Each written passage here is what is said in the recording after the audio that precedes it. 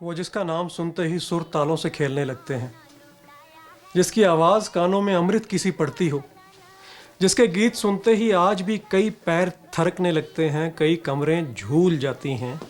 इक़्तिदार मियाँ, मुझे ज़रा देर क्या हो गई? आशिकी में तो हेरा फेरी करते ही हो। ये स्क्रिप्ट मेरा था और ये मुझे पढ़ना था। लाओ मेरा स्क्रिप्ट मुझे वापस करो।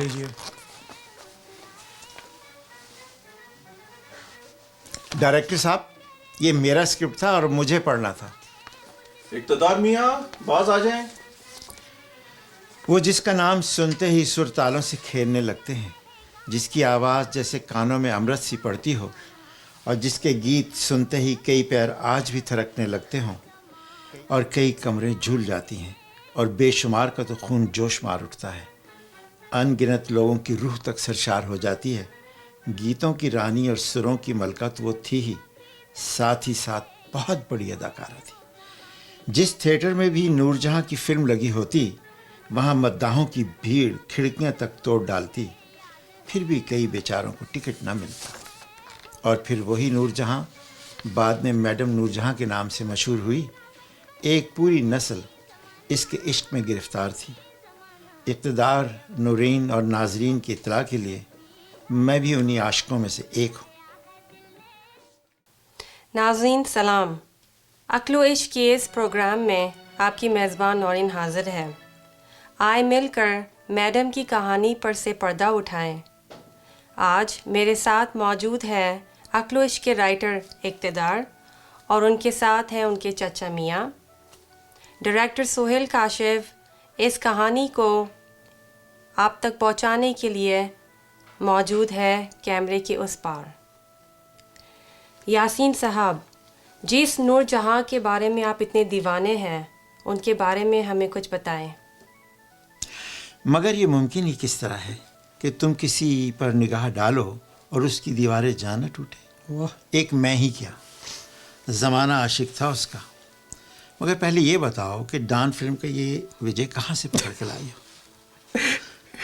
जहाँ से डीएसपी डे सिल्वा साहब मिले थे। अच्छा, जवाब सुना इसका? चलो खैर, अल्लाह वसाई 23 सितंबर 1925 को बुल्ले शाह की सरजमीन ब्रिटिश इंडिया के शहर कसूर में मदद अली और फ़तेह बीबी के यहाँ पैदा हुई। उनके ख़ानदान में मौसीकी रची बसी हुई थी। सभी बहन भाई गुलूकार थे, मगर सितारों के दरमियान एक चांद भी तो होता है। नूरजहां ने 6 साल की उम्र में गाना शुरू किया और 60 साल से ज़्यादा उनकी आवाज़ पाकिस्तान और हिंदुस्तान में राज करती रही। क्या मैंने सही सुना? 7 यानी 7 या 60? नूरीन बेटा, जितना लंबा तुम्हारा कद है, इतनी ऊंचाई पर कानों तक आवाज़ बड़ी मुश्किल से पहुंचती है। मैंने 60 साल कहा है, अगर इसको इंग्लिश में ट्रांसलेट करो तो 60 ईयर्स बनता है। खैर, मैडम जितना तवील गुलकारी का करियर बरे सगीर में शायद सिर्फ लता मंगेशकर का ही होगा। मैडम ने 10,000 फिल्मी गीत रिकॉर्ड कराए और उनमें से 3,000 तो सिर्फ वजाहत अतरे साहब ने रिकॉर्ड किए। वाह,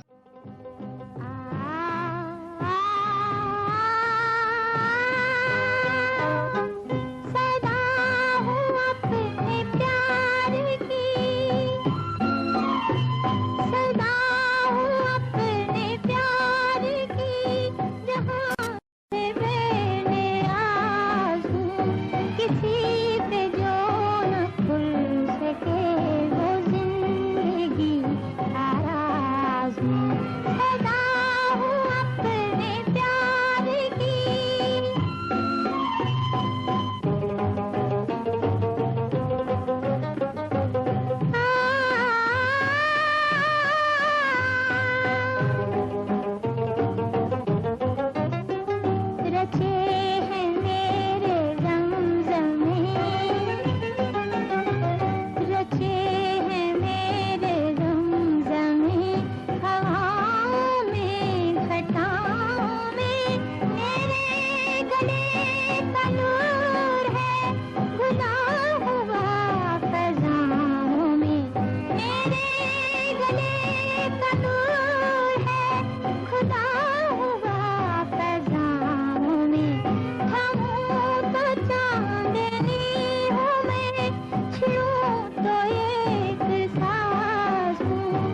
किसी पे जो न खुल सके वो जिंदगी का राज पैदा हो अपने प्यार की।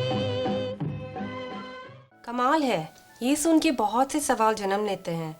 ज़्यादा हैरत होती है कि 7 साल की उम्र में भी उनकी आवाज़ और सांस उनका साथ दे रही थी। ये कमाल भी मैडम नूरजहां का ही है। 9 बरस की उम्र में जब लाहौर थिएटर में गाना शुरू किया तो उस वक्त आवाज़ किसी पुख्ता गुलकार से कम नहीं थी, सुर ताल पे पूरा कंट्रोल था। और आखिरी वक्त में जो आखिरी गाना रिकॉर्ड कराया उस वक्त 70 बरस की थी, लेकिन आवाज़ का लोच किसी नौजवान दोशीज़ा से कम नहीं था। दुखी गाना था लेकिन बहुत कमाल निभाया। इक़्तिदार, मेरे नौजवान आशिक भतीजे, ये बताओ कि वो दुखी गाना कौन सा था? चाचा वो 94 में एक फिल्म आई थी, उसका आखिरी गाना था कि दम दा भरोसा यार, दम आवे ना आवे। आयरॉनिकली आखिरी गाना ये था और उसके बाद 4-5 साल के बाद गाना वाना बंद कर दिया। 4-5 साल के बाद दम भी नहीं रहा। एक दफ़ा फिर सुनाओ गाना। कि दम दा भरोसा यार, दम आवे ना आवे। वाह। उन्होंने गाना सीखा कहाँ से? सीखा तो अपने वालिदैन से ही, घरानाई गुलकारों का था। फिर उसे संवारा लाहौर के मुख्तलिफ असातिज़ा ने, लेकिन उसमें जो निखार आया वो बड़े सग़ीर के सबसे बड़े गुलकार उस्ताद बड़े ग़ुलाम अली ख़ान, उनसे सीखा उन्होंने। 9 बरस की उम्र में जैसे पहले जिक्र हुआ, लाहौर के थिएटर में गा रही थी तो बाबा जी चिश्ती बहुत बड़े मौसीकार थे, उनकी नज़र पड़ गई नूरजहां पे। उन्होंने अपने पैरों के नीचे ले लिया। उन्होंने बहुत सारी नातें, गीत, गज़लें उनके लिए कंपोज़ किए, ख़ुद गवाया थिएटर में। और उस थिएटर में कलकत्ता के एक थिएटर के ओनर थे, एक फिल्म स्टूडियो के मालिक दीवान सरदारी लाल, उनकी नज़र पड़ी नूरजहां पर तो वो अपने साथ ले गए। और कलकत्ता में ही आगा हशर कश्मीरी और उनकी बेगम मुख्तार बेगम, हाँ, उन्हें ये बच्ची बहुत प्यारी लगी। मुख्तार बेगम ने कश्मीरी साहब से कहा कि इन्हें फिल्म में काम दिलाइए, तो कलकत्ता ने अल्लाह वसाई को नूरजहां बना दिया। और इक़्तिदार, तुम ही मुझे बता रहे थे कल कि मुख्तार बेगम ने नूरजहां का नाम बेबी नूरजहां रखा था। जी हाँ, उन्होंने ही रखा था। दरअसल वो एक्ट्रेस थी कि सिंगर थी? जिस दौर में नूरजहां ने फिल्मों में काम शुरू किया उस दौर में हीरोइनें खुद गाना गाया करती थी। और जब वो खुद गाना गाती थी तो यकीनन उन्हें बहुत मेहनत करनी पड़ती थी। और उस दौर के फ़नकारों और गुलकारों का सबसे बड़ा कमाल ये था कि बग़ैर किसी एडिटिंग, बग़ैर किसी मिक्सिंग और बग़ैर किसी संगीत सम्राट उस्ताद सॉफ्टवेयर अली ख़ान की मदद के वो ये गाने रिकॉर्ड करवाया करते थे। और ये भी आप देख लें कि वो गीत आज भी ज़िंदा हैं और बहुत पसंद किए जाते हैं। कमाल ये है कि बगैर किसी फैसिलिटीज़ के वो गाने आज भी ज़िंदा हैं। और अक्सर सुनते हैं कि अब के गाने तो 3-4 महीने 6 महीने के बाद दोबारा नहीं चलते। बिल्कुल सही कह रहे हो। आवाज़ दे कहाँ है, दुनिया मेरी जवां है, आबाद मेरे दिल में उम्मीद का जहां है, दुनिया मेरी जवां है, आवाज़ दे कहाँ है।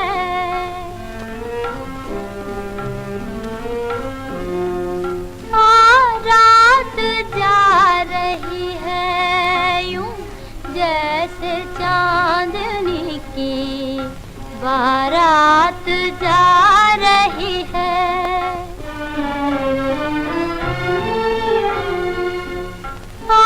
रात जा रही है यूं जैसे चांदनी की बारात जा रही है, चलने को अब फलक से तारों का कारवां है, चलने को अब फलक से तारों का कारवां है, ऐसे में तू कहाँ है, दुनिया मेरी जवां है, आवाज़ दे कहाँ है। नूरजहां की भारत में बनी किसी मशहूर फिल्म के बारे में बताएं। 1940 की दिहाई में नूरजहां बिलाशुबा पूरे भारत के दिल की धड़कन थी। और 1942 में पहली बार उस वक्त के मशहूर हीरो परान के मद्दे मुकाबिल उन्होंने मरकज़ी किरदार अदा किया और बतौर हीरोइन ये उनकी पहली फिल्म थी। फिल्म खानदान में ना। जी हाँ, फिल्म खानदान में।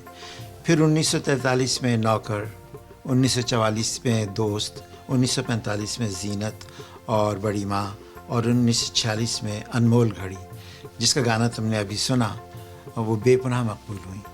चाचा आपको इतना सब कुछ याद है, फिल्मों के टाइम, ईयर, सब कुछ? पढ़ते पढ़ते भी थे, यही करते थे? बस यही काम करते थे। इक़्तिदार आपकी थ्योरी है कि बड़े लोगों की ज़िंदगी बड़ी अनस्टेबल होती है। क्या नूरजहाँ की ज़िंदगी भी अनस्टेबल थी? मेरा ख्याल है मेरी थ्योरी इस सिनेरियो में भी ठीक ही साबित हुई। मैडम नूरजहाँ की पहली शादी फिल्म प्रोड्यूसर शौकत हुसैन रिजवी के साथ हुई। बेशक। 3 बच्चों के बाद अलग हो गई। फिर उसके बाद अपने ज़माने के बहुत हैंडसम हीरो हुआ करते थे, एजाज, हीर रांझा में आए थे वो, बिल्कुल। उनके साथ शादी हुई। वो भी ना चल सकी। एजाज की शायद डिमांड थी कि आप मूवीज़ छोड़ दें, गाना छोड़ दें, वो नहीं छोड़ सकी। दरोग पर गर्दन रावी सुनने में है कि उनके बहुत सारे मुआशके, बहुत सारे अफेयर्स मशहूर हुए। किस हद तक दुरुस्त है या नहीं, बहरहाल इंसान है, होगा, लेकिन उसका उनकी कला पे असर नहीं पड़ा। उनकी मौसीकी, उनका आर्ट हमेशा ग्रो किया, शुरू से आखिर तक बढ़ता ही गया। उनका सुनने में है कि मंटो साहब के साथ उनकी बहुत दोस्ती हुआ करती थी। एक कहीं किताब में किसी में पढ़ा था, मंटो साहब हिरन मार्का नासिक की विस्की बहुत पसंद करते थे। लिखा था कि नूरजहाँ को भी पसंद थी, पता नहीं पीती थी या नहीं, लिखा पड़ा। फिर फैज़ साहब के साथ बहुत दोस्ती थी उनकी, और कई और नाम हैं। हर उरूज को जवाल आता है, कोई हमेशा टॉप पे तो नहीं रह सकता ना। अक्सर खूबसूरत ख़वातीन ज़्यादा ज़हीन नहीं होती, और कभी कभी नूरीन तो बहुत अकल की बात नहीं कर जाती अंकल। कर तो जाती है, लेकिन एक बात तुम्हें और बताता चलूँ मेरे आशिक भतीजे, कि आदमी या हैंडसम होता है या ज़हीन होता है, लेकिन मेरी नज़र में तुम सिर्फ ज़हीन हो। अच्छा, जी हाँ। 10 चलो खैर, कोई बात नहीं। चले, अब मैं उस सवाल का जवाब देता हूँ कि नेल्सन मंडेला ने कहा था कि मुझे इस बात पर मत परखना कि मैं कितनी बार गिरा हूँ, देखना ये कि मैं कितनी बार गिरकर खड़ा हुआ। एक्सीलेंट। समझ रही हो ना मेरी बात को? तो 1970 की दिहाई से पहले जो मैडम बिला शिरकत गैरे फिल्म इंडस्ट्री पर राज करती थी, मिन्हाज और माला उनकी मजबूत मुकाबिल बनकर सामने आ गई। अच्छा। लेकिन ये शुरू में मैडम नूरजहाँ को मुश्किलात आई, लेकिन कुछ अरसे बाद वो मुश्किलात दूर हो गई, और उस जब तक जिंदा रहीं फिर सिर्फ मैडम का ही डंका बजता रहा। वो लोग इस फाइनेंशियल क्राइसिस से कैसे निकले?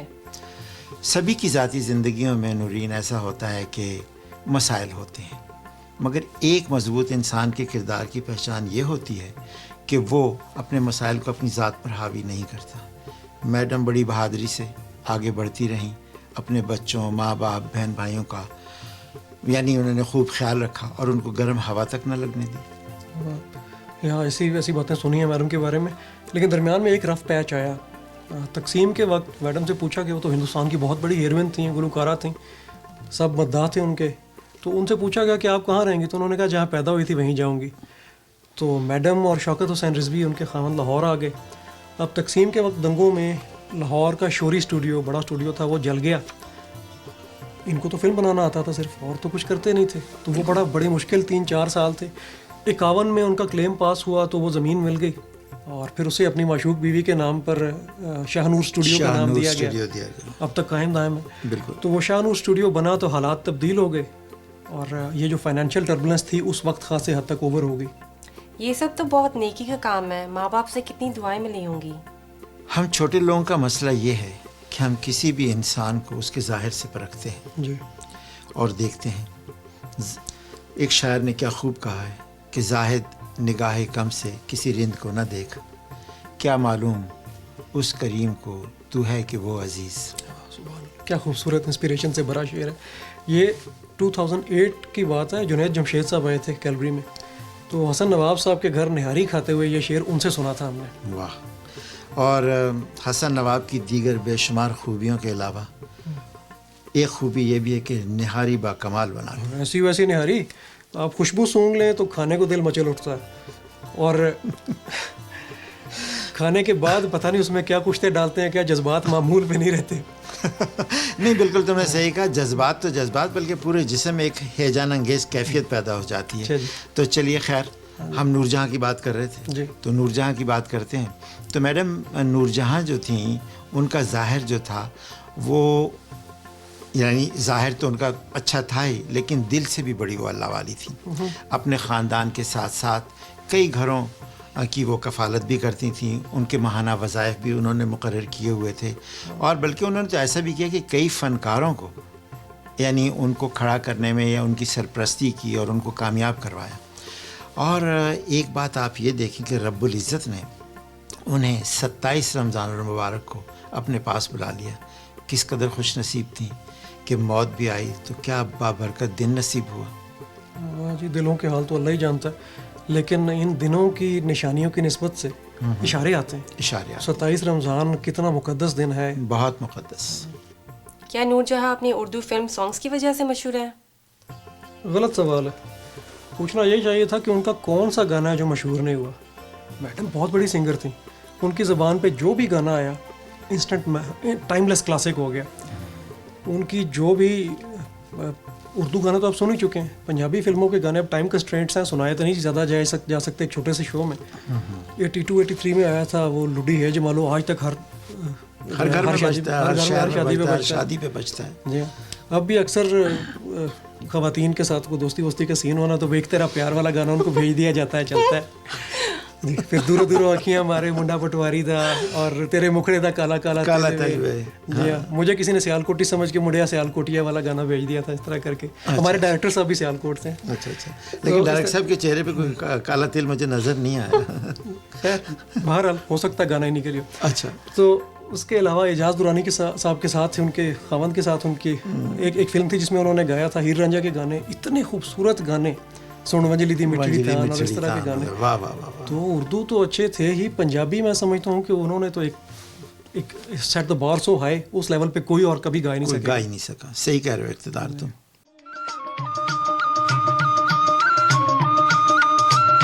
सुन वंजली दी मिठड़ी तान वे, मैं ता हो गई कुर्बान वे, मैं ता हो गई कुर्बान वे।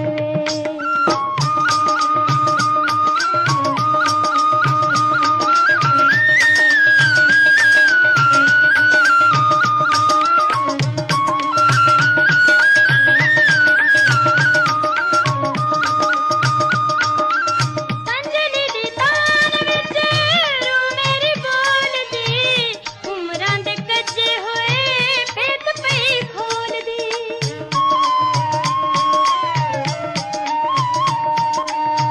अंजलि दी तान विच रू मेरी बोलदी, उमरां दे कज्जे होए पेट पई खोलदी, पेट पई खोलदी। साडी अज़लां दी जान पहचान वे, मैं ता हो गई कुर्बान वे, मैं ता हो गई कुर्बान वे। मैडम ने हर ज़ुबान के इलाके गीत भी गाए और गज़ल गाई तो उसके साथ मुकम्मल इंसाफ किया। फैज़ साहब की एक गज़ल थी, मुझसे पहली सी मोहब्बत मेरे महबूब नमा। वाह, वो तो इतनी खूबसूरत गाई कि फैज़ साहब को ख़ुद कहना पड़ा कि भाई अब ये गज़ल मेरी नहीं रही, ये गज़ल मैंने नूरजहां को दे दी। तू मिला है तो ये एहसास हुआ है मुझको बिल्कुल कि मेरी उम्र मोहब्बत के लिए थोड़ी है। बिल्कुल सही कह रहे हो। और फिर ऐसा हुआ कि कुछ उन्होंने कमर्शियल गीत भी गाए, लेकिन जो अल्फाज के म्यार के लिहाज से नूरजहां के शायाना शान नहीं थे। अच्छा, वो गाने शायद कुछ I don't know, madam Noorjahan जिस कद की फनकारा थी, हाँ। उन्हें शायद वो गाने नहीं गाने भी नहीं गाने चाहिए थे, लेकिन बाद में वो भी मशहूर हुए, बसों पर, ट्रकों पर, दुकानों पर सुने गए और खूब सुने गए। हर जगह चलते रहे। जी हाँ, खैर मेरी गाने थे अल्फाज के लिहाज से, मेलोडी म्यूजिक वो सब बेहतर था। वो तो फ्लॉलेस है ना, क्योंकि मैडम का था। बिल्कुल। अल्फाज के लिहाज से सच्ची गाने थे। लेकिन अच्छा हाँ, उन्होंने सूफियाना कलाम भी गाया ना, तो पूरी रूह के साथ गाया, इंसाफ किया। इकबाल का हर लहजा है मोमिन की नई शान नई आन, वाह, कोई उसके साथ भी कोई इंसाफ अगर किया है तो नूरजहां ने किया। बिल्कुल किया है।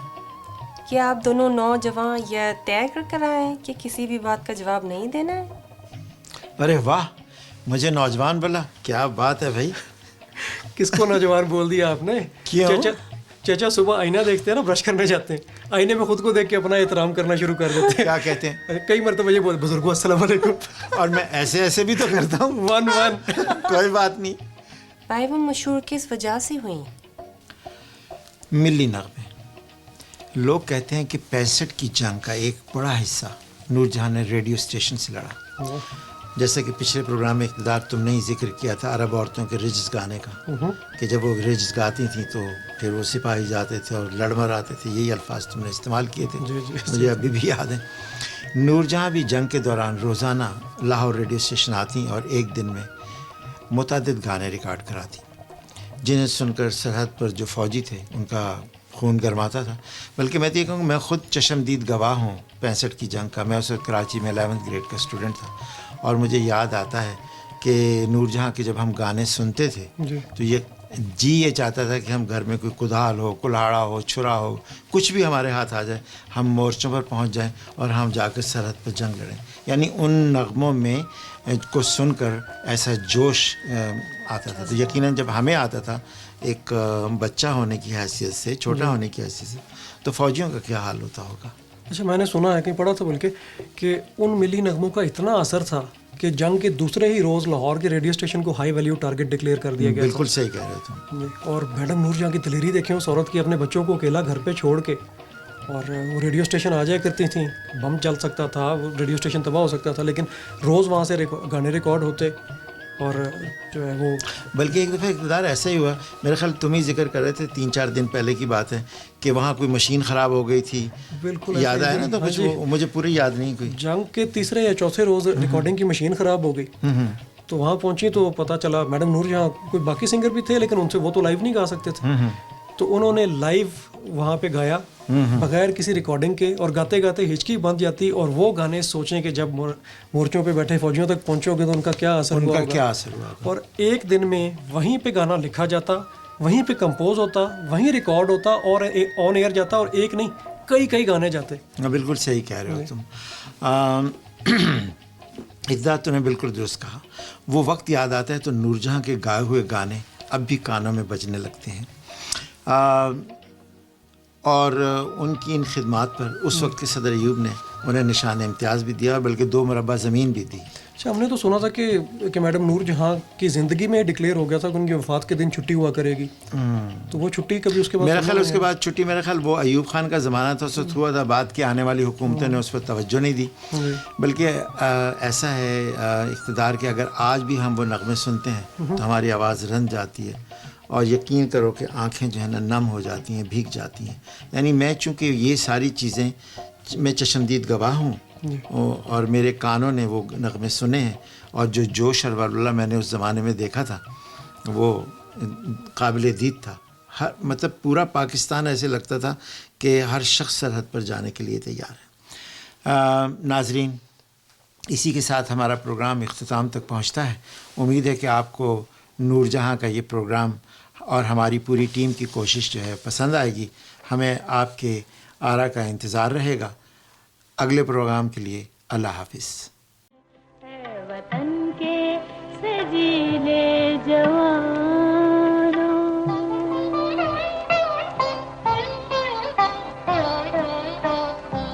बीवियों, माओ, बहनों की नजरें तुमको देखें तो यूं जगमगाएं, जैसे खामोशियों की जुबां से दे रही हो